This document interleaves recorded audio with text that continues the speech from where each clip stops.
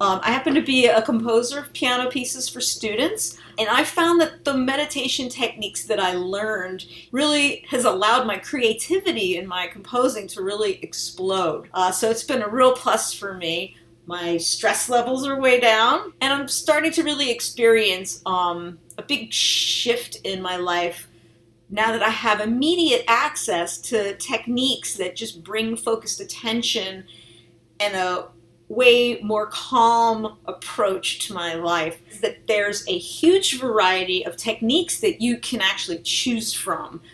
The author puts a really big emphasis on making sure that you find the right meditation technique that's the right fit for you. It's like a very individualized thing. The information that's in here is invaluable. He has an incredible amount of experience and wisdom and knowledge, and he has a lot of concrete steps that you can take to really make meditation a part of your everyday life. I have to say, now I'm meditating every day, no matter what.